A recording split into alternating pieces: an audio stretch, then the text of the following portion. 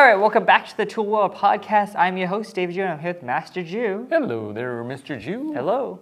All right, this week we're going to be looping back to the knockout rule because we did get some comments on that video. Ooh. And I will talk a little bit about it because they bring up some good points. Right. Some good ideas about it. So why don't you sum that up there, Master Jew? You want me to sum up? Yeah. I only briefly looked at it. I think someone mentioned, why would you have an 8 count when you're talking about basically someone trying to knock someone out when your tournament is supposed to be considered light contact and not full contact? So that also brings up other questions about what is full contact and what is light contact. Yeah. Right? Now, before we continue here, let's kind of recap. Let's not maybe deviate, somebody, okay? No. Somebody that's coming into this, maybe they didn't watch the other video. Right. So within our organization, they're introducing an 8 count rule within sparring. Right, so you get knocked down, you got 8 seconds to get up, they're gonna count it out, kind of like boxing. You can't continue after those 8 seconds, you're out. This is pretty new as well. Mm-hmm. So you mentioned someone falls down. You got 8 seconds to come back up. That's a good way to stall. Yeah. To, get your breath or something. Right. Just flop on the floor. Right. And then take the 8 count, get back up. Yeah. He just tripped them. Right. You get the 8 count. Mm-hmm. Gives him 8 seconds to recover his breath or something. He gets a warning though. Right. For falling down. So what would you say, difference between light contact and full contact with this rule added? Yeah, so I think the comment he made was valid. I think it's how you identify what do we mean by 8 count? Because in the boxing term, you have the counting system. I think it's not 8 though. I think it's like 10. What's the count in boxing when they get knocked out? Something like that. Anyway, it's because they got hit so hard, and you want to be able to see if they really recover from it, right? But the tournament is considered a light contact, and so that means we shouldn't allow that heavy of a contact, and so you shouldn't actually have an 8 count, right? Yeah. I understand that. That logic makes a lot of sense. And well, there is, he made a point. If your level of contact is heavy, and you're calling it a light contact, does your insurance cover that? That's another possible issue that you could have. And so, in the terms of when we call counts, like 8 count, 10 count, whatever count, I think the majority of people thinking like, oh, he got knocked out, or he's close to being knocked out. That's kind of what I think. And when you look at anyone that doesn't know the art, if you happen to be sitting in front of 12 jury people, they're thinking, well, that's like he got knocked out. Yeah. And you're seeing if he can continue. Right. That's why you counted. But I don't think that's really what's happening here. No, it's not. But I think there's some validity to it because, let's say I am an MMA fighter. I am a boxer, right? And in a competition sense, I might be getting paid for this. Right. This is my kind of career, or there's some kind of payoff. But in like a taekwondo tournament, if I get knocked out, medal. All you get is a gold medal, right? But you might not know. They might be getting paid.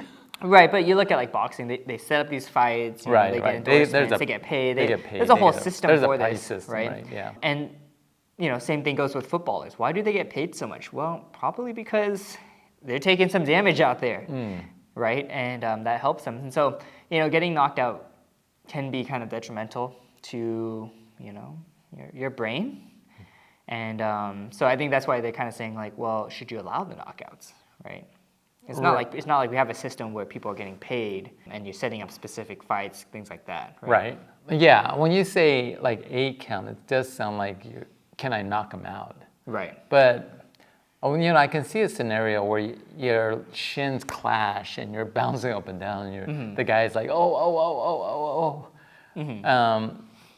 Could you call an 8 count for that, or you go medic, or you coach, or right? You could do that, but that also, when you start doing those kind of things, it slows down the tournament, right? It slows down that match because you got to put it on stop. You got 1 minute or whatever. Right. So the shin idea is not a good idea, but let's say the wind knocked out of you. Yeah, you got the wind knocked out of you, and you're huffing and puffing, and you're kind of leaning over. Would I call the 8 count on that? I might. You know, I want to speed this up. Okay, you got to be ready to go. 1, 2, you know, so forth. Yeah. And if they can't, then say, that's it. You cannot continue. We're going to stop the fight. That's it. Let's move it on. Let's go. Right?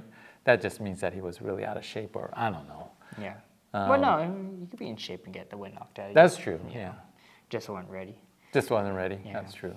I mean, what do you think? I think in the Taekwondo sense, the 8 count is probably more so just to speed things up. Right. It's Just not to keep really it moving, about I would say, knocking out somebody. Yeah, somebody, can't continue, and so. But when people look at ITF sparring, sometimes they go, "Wow, that's not light contact. That's like full contact." Yeah. And you do see people get knocked out. You do see people, hit super hard, right? Yeah. And it's called light contact, and so people don't understand that either, right? And so I think Grandmaster Galarraga kind of summed it up, and that is, if you're enclosed, we're calling it full contact. Enclosed, like a cage, a boxing ring. That means you can't escape. Whereas our tournaments, you can step out of the ring on the red part, or you can run away. Then we call that light contact. But the contact is still pretty heavy. I think if you watch maybe other organizations, not within ours, or like Waco kickboxing, I mean, I'm sure they still have knockouts, and karate still has knockouts, but yeah, I think they have different rules, which does kind of similar things. I mean, I think from what I've heard, they don't allow as heavy of a hitting, or you can also do it where I think if you have a certain number of warnings, that people automatically get disqualified too. So that does change the kind of fight you have, right? It does. Yeah. But what is heavy hitting? That depends on the individual. Yeah. I mean, I get punched and go, ow, like you blocked my leg last night. That was pretty hard. Ow.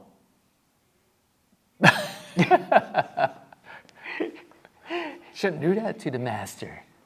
Anyways, let us know your guys' thoughts on the knockout rule, as well as Was it the knockout rule or 8 count rule? Okay, so let us know your guys' thoughts on the full contact versus light contact and count. knocking out with an 8 count. All right? That's right. So this is a follow-up to our last one. If you haven't seen that one, go back and watch that, all right, because we go a little bit deeper into it, but this is a little follow-up, some other thoughts on it. Right.